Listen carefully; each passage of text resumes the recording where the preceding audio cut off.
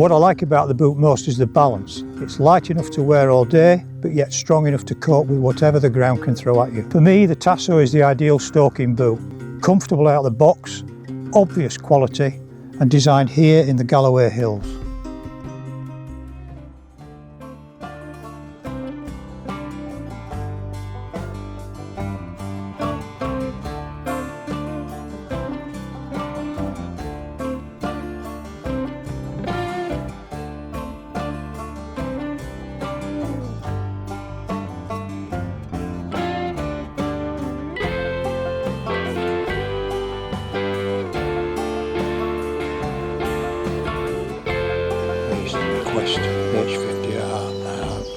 I'm absolutely super impressed. You can actually positively identify the deer. Several muntjac moving around in this area this morning at first light, and I've got some of the footage on here so you'll be able to see that.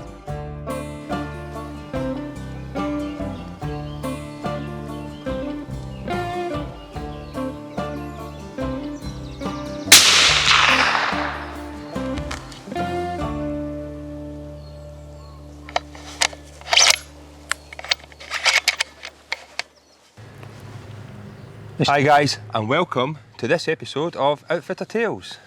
This week we'll be mainly concentrating on Sarah from Hollands Outdoors. Yeah, so basically Sarah on a journey, a stalking journey, going solo. So let's see how she gets on.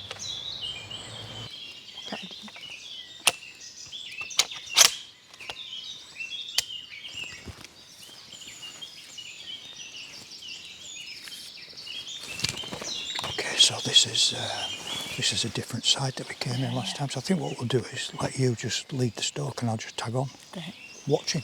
Yeah. I think because the wind's kind of coming across, we'll actually just follow the track down. So this is going to bring you around down to the old castle grounds. I'll point in the direction when we get around there, and then we can come back round into the wind, and we'll end up pretty much where we came in from the other end. So just go nice and steady down here. It opens up a bit once we get around that corner. And then take my time. Yeah, just take your time. I mean, just keep. You've got the thermal. You've got that notebook. You've been practicing with that anyway. Yeah, exactly. So use that. Just and then there's a couple of young bucks normally kicking around here. I think I'm probably over the other side, but because it's early morning, we're not going to get any walkers yet. We've got an hour and a half should be before anybody comes out. It's great at this time of day. Yeah, lovely. A little bit of rain, but it's quite fresh. Yeah, it's quite good. It's very mild as well. It's a deery morning. Trouble is, it's noise will carry. So they're not going to get away with anything. Okay. But sometimes you do get some deer, particularly bucks, coming in on the edges of these sort of self-seeds on the side of the track. Yeah. But yeah, let's try that. Okay.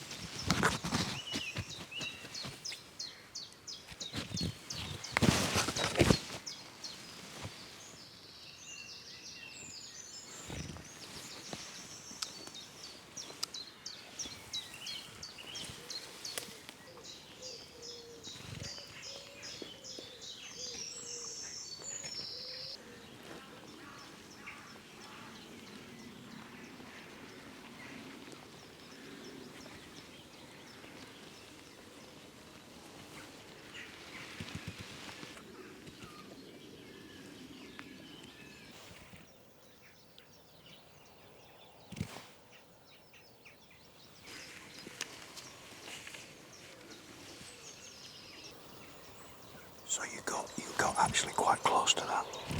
Yeah, the trouble is there's no wind, so you just can't get away with anything. But what happened there was that there was another buck in the rhododendrons, which came out and challenged that. But also we've got that guy with the dogs that's walking out. The path is down below us, so I think it spooked him a little bit. So I think that bear in mind he's sort of going to walk down there. It's worth just having a couple of minutes here because it could easily, one of them could, pop out. They're not aware of us. I don't really think they were aware of something, but not exactly what. Yeah, because they didn't talk quickly. No. They were slowly moving. Yeah, the interaction was between the two bucks. But you can see the problem now you've got with the cover. So I mean, the cover is so high. I mean, you get a little open areas like this, and if you've just got to be lucky to get a deer in the right place.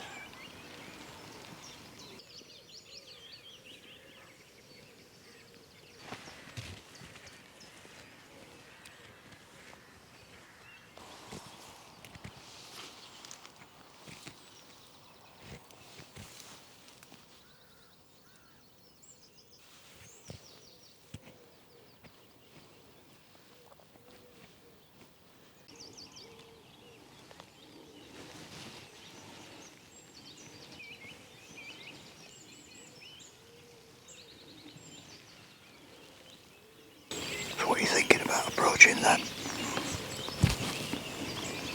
To the edge of the Are we going to need to go over the fence though? Yeah, and it's really awkward. Yeah, it is. Or do you think they might move over here?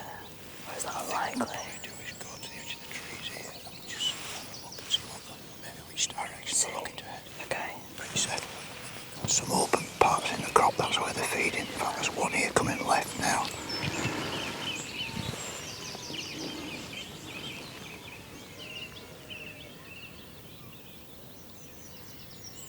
Just a bit awkward to go over It's the fence, very isn't it? awkward, yeah. Because then there's a bit in the middle here, isn't Yeah, there? Where there's they ran into. Yeah, I mean, it may be that But then you just wait.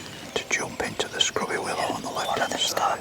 One's gone. gone over. Yeah. Right, well, all the others will follow. So what we can do now is keep working up the hedge line because they're going to work into that rough scrubby bank. Yeah, okay. Gives us a bit more cover if we can get to the big trees at the edge of the field here. If we can get to there. Wind's kind of blowing across us. But just bear in mind there could be other deer on the way in. But Is the deer already in this field here now? Yeah. You see them? Yeah.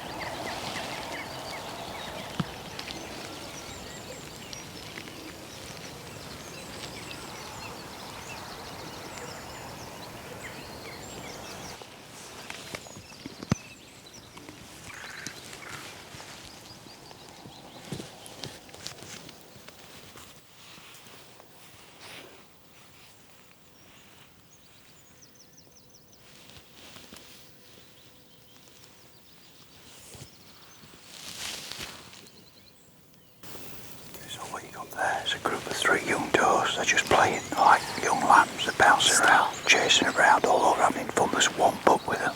And then there was another buck, an older buck somewhere. I can't see that, so we just sort of wait a minute and see what happens. They've got absolutely no interest in us. They're so busy and distracted with what they're doing, but it's virtually impossible to shoot them because they're just chasing about. Yeah.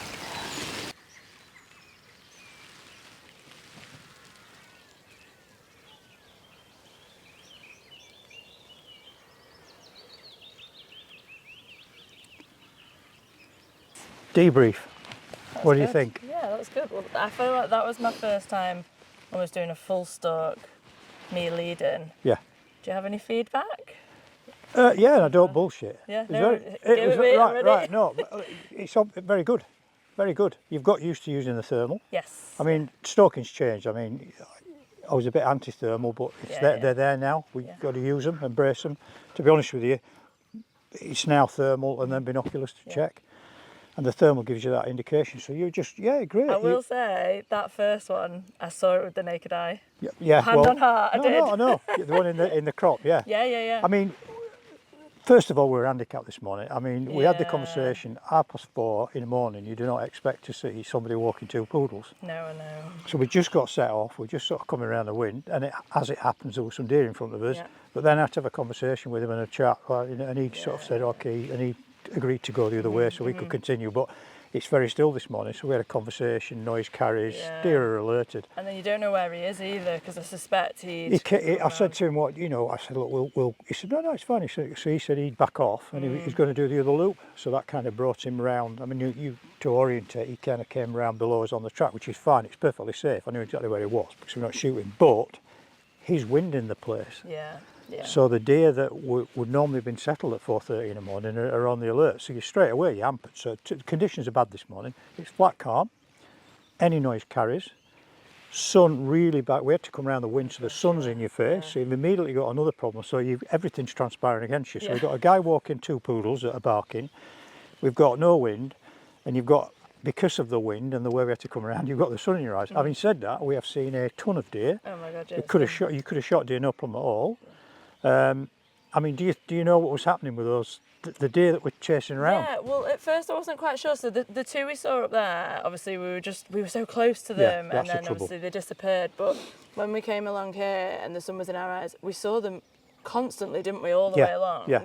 Just looks like, I think at first I thought you were saying that one was being territorial, but actually they were just playing. So the youngsters. There was a bit of both. I mean, you've got quite a big group that congregated for whatever reason. 5 or 6 5 or 6 at one point, and there was a young buck with him. And I think he's a little bit territorial, but he's a sort of buck that's got to be wary of other bucks. Yes. Because there obviously wasn't a bigger buck about, he was kind of giving a bit of, strutting his stuff with the ladies. Yeah.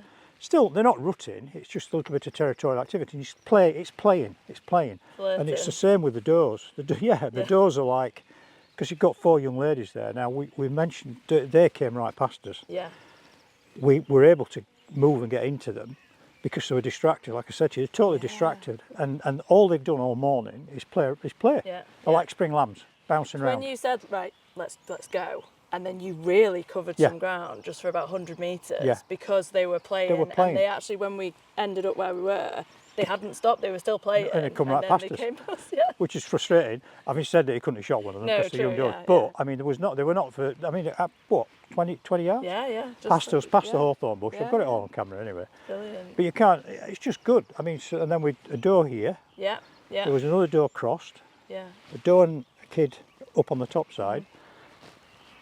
It's been lovely. It's been really nice to see them. And actually, I think I was trying, because I remember the first time you let me lead, I was like marched. Yeah, off, and I just like came past the bush, like announced myself. Yeah. So I was trying to take my time a little bit more. And you're right, the thermal, it is a skill, because obviously if you just put it into a big crowded area, you're not going to see anything. But I was trying to be conscious of, because obviously we've come in a different way to the last time I was on this ground. So I wasn't quite sure where the openings were, but I was just being careful when I was coming to the edge of something to like tentatively have a look. Look, no, it's fine. You just look. You need a bit of luck. Yeah. I mean, everything really was against us. We could equally have had 3 or 4 bucks, young bucks playing around, because they do the same thing. And again, they're very distracted at the moment. Yeah. Well, that's pushing them around. So you've got movement all the time. So going very slowly and deliberately, and keep stopping and waiting a bit like we did. And on, I think 2 of those occasions, deer came into view that hadn't been there when we stopped, because they're just moving around, they're feeding. I mean, the doe that walked along here, she was a big mature doe. I think she's probably given birth, because she's a mature doe, and I couldn't see the shape to her. So she'll probably have 1 or 2 kids somewhere kicking around. But this is where you learn now. Yeah. I mean, your next buzz will be shooting a deer on your own. And I remember mine first from being guided once or twice, being guided, then going out and making so many mistakes. And then you've actually finally make the decisions and shoot a deer without somebody saying, Funnily right. enough, last night when I was trying to go to sleep, I was reading that book you got me. Is it Stalking Roe? Forgetting. Roe stalking with the expert. Yeah, and you've got a few pages in there. And I read there was a bit where you were talking about when you first went out, and all you saw was fluffy bum disappearing. Yeah, all the time, yeah. But interestingly, so on our land at the moment, we've got roe. Yeah. I think those pictures, didn't I? So I've been going down, that's what I've been practicing with this. And that's actually been really, really good, because just to see the different behaviours between the species is so interesting. So I just spent a couple of hours before the sunlight had completely gone and watching them, as they're just tentatively starting to come out again, and the sort of one of them's pottering about and then the other comes out. And then when they do, I don't think they didn't see me. They were looking right at me at one point. I was like, Yeah. But then at a certain point they must have picked up my scent, so they bolt, but they just kind of bound a few paces and then stop and then look again, and they do that. And it was just interesting. This is what I was saying. The more time you spend watching deer, the more you'll get an idea of how you, like sometimes you can go fast, distraction, or sometimes you need to really go slow, or sometimes you just need to do nothing at all. And I always say to people, especially when you're starting out, even now, if you don't know what to do, don't know anything, just stand still. Yeah. Stand still and just see what the deer's going to do. Yeah. That's the best policy. Well, when we were here just before, when they were looking right in our direction, and we both sort of just still, and then they just just carried on pottering again. And yeah. Again, same thing. That was 2 doors interacting. yeah.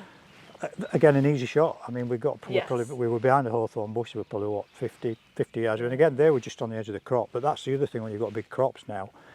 The crop's nearly as high as the deer. Oh yeah, you could just see heads at one point. He It was is, really and- long through there. So I wonder, that buck, he was just quite elusive, wasn't he? Yeah. So he's obviously just I disappeared. It's don't know harder where- to see at the minute. I mean, you could just lay down or just drift into cover and melt into cover. But yeah, it's good. But do you know what? I get more pleasure. It's not about shooting stuff. Oh, it's been stunning. Fantastic. I was moment. actually walking around and thinking at one point, I'd love to just take some pictures, but obviously we've got a job to do.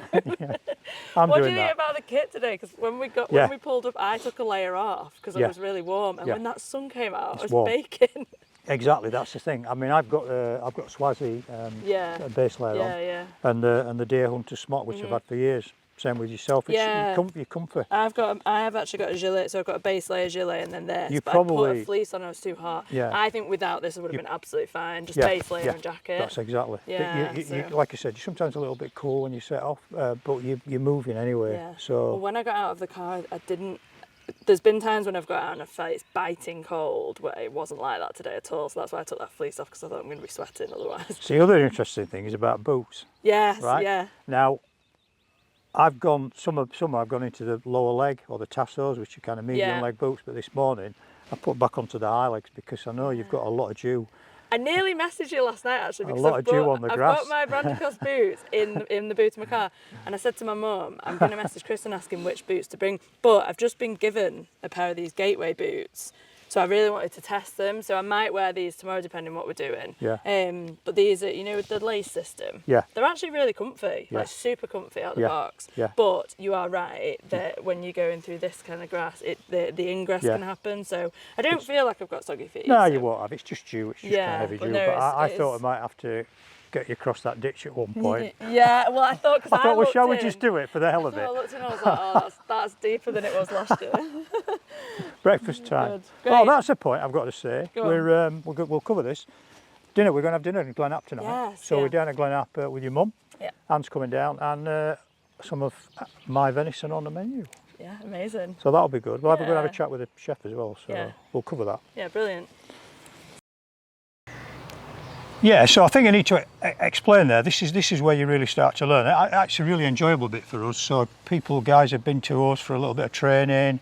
Sarah's quite experienced now. She's been out with me quite a long time. So bear in mind, coming to this completely from a flat line, nothing, not hands and weapons or anything. 0 to hero in a relatively short period of time. The real fun bit starts now when you start to cut out on your own. So she's leading the stalk. Just looking back occasionally for a bit of advice. Sometimes I tell her and sometimes I don't. You've got to get on. You learn by making mistakes. Cracking stalk, she did brilliantly well, and I don't bullshit. You'll see on the debrief at the end of the thing. You just swore. No, that bullshit's not swearing. All right. You can use that. There's worse. I don't. And I use worse a lot more frequently. Sarah did extremely well. Anyway, it's there to see. So really, this is the real learning curve now when you've got to start making those decisions. It's good though, isn't That's it? where you learn It's your good. most, isn't it? It's great, yeah, absolutely. So hope you enjoyed it. And as always, hope you're liking the new format. We're getting lots of feedback, by the way. And what I will do is say is that we got a lot of feedback from your comments about your health issue, which was great. Thank A you. lot of positive feedback. Thank you very much. Keep the comments coming because we'll try and incorporate them. Yeah. And he's not on. It's nothing to do with that. And he's not jabbing either, by the Yeah. way. So let's get that out of the way. He's just starting eating green stuff, which Scotsmen don't often do. Anyway, I'm rambling. Right. Again. Good night from me. And a good night from him. And please watch this space. Keep liking. Phone a friend. That's it. We're off.